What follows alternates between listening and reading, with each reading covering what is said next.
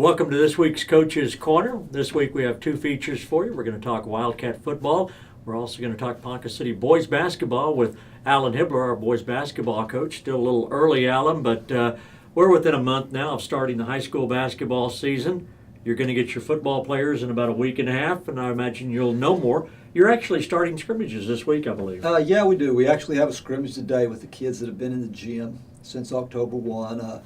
There's 8 of them, 9 of them if one of them's back from being sick. But we're going to go down to Frontier, and it just kind of gives them an opportunity to play against somebody else since they've been in the gym for a month, kind of reward for a month's practice and things. But, then we'll just get back to practice. We don't have anything else scheduled until November the 18th. And, of course, then we'll have our football players and things, and we'll know a little bit more. And, we'll get going on November the 12th with our football guys a week from Wednesday. And, we're hoping they're all as healthy as can be and see if we can get some things under our belts before we start those scrimmages. It's a little unfair to talk a lot of personnel right now because there are some football players that are veteran basketball players that will play a lot of minutes. So I'd imagine that you're just looking for guys that might be able to contribute at some level right now. Well, we're looking for surprises. How kids have developed through the summer after their previous year's school ball, and we've got some kids that have made some good strides and things, and the kids that we have in the gym now, we've got some kids that played some minutes last year, but not a lot.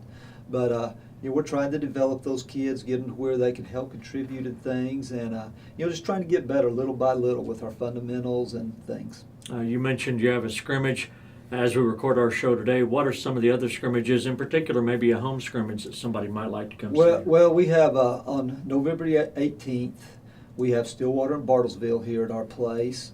And then we turn around on November the 20th, and we have Enid and Newkirk at our place. And then November 24th, just before the Thanksgiving break, we have Bishop McGinnis coming to our place. Of course, we're scrimmaging all these guys because we don't play them anymore. So, that's kind of different. But, that'll give us a good gauge. I mean, those are all quality programs. McGinnis is coming off a state runner-up finish again, which they seem to do almost every year. But, we know Bartlesville's got some good players. We played them a couple times last year. Stillwater's got some good players. So, to give us a good gauge as to where we're at and what we need to work on. And, all 3 of those coming up will be at home.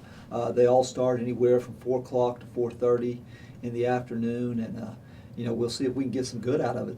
That might be the best question I can ask you a month before the season starts is, we don't play Bartlesville, we don't play Stillwater, we don't play Bishop McGinnis. That used to be our schedule. That shows you what changes when you don't have a conference to play in, particularly a school like Ponca City that's on the outskirts. Our schedule, our fans will notice, is going to be very, very different this year. It is very different. I mean, we're going to a lot of places that we've never been before. We're going to play the Oklahoma City Storm out of Oklahoma City. We're going to play Word of Life out of Wichita. We're going to Tulsa to play Tulsa Noah. Basically, the only mainstays we have from last year's schedule is we have Guthrie, and that is it. We're going to Woodward, and Woodward's coming here, of course. Our tournaments have remained the same. We're still going to Hera, we're still going to Ada, and we're still going to Moore. But as far as everything else, there's just not very many common opponents. We have Putnam City coming to our place for 1 game, and we're going to Enid for 1 game. We've added Blackwell this year. We're going to play them in 1 game at Blackwell. So, it's going to be a drastic change. And the common fan might say, well, if you've got all these home schools and private schools, that means you're going to win every game. But I remind people that this is not the 1970s or 80s. These homeschool teams would beat most high school teams now. Well, I mean, the homeschool teams we have on the schedule are very, very talented. The Oklahoma City Storm was the national champions of the homeschool division last year out of the whole United States. They had a young man that signed to play at Texas Christian University.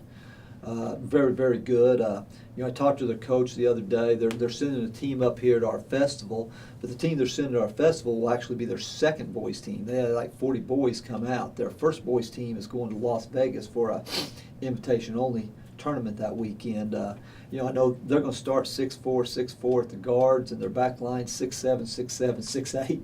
So, very, very talented team. They're getting these kids out of Oklahoma City, the Oklahoma City Public Schools and Tulsa Public Schools, where their parents want them in that homeschool setting, and they still want them to play basketball. So, we have some big challenges ahead of us. We're not supposed to recruit, but I don't know what else you call it, Coach. Well, that's what it is at the whole school level. There's not a lot of rules governing that stuff. Like one of the rules is you got to live within 90 miles of the place the team practices. So that's a pretty wide range. So if we get one of those Division I players up here, he could be in Tulsa or Oklahoma City without any trouble, huh? Yeah, he could be. He really could be. Good to see you. We'll see Good to you see you. a little more as we get closer to the season, but the Wildcats starting their scrimmages, both the girls and boys, won't be long till we're talking Ponca City basketball. We'll come back and talk Ponca City football on Coach's Corner next.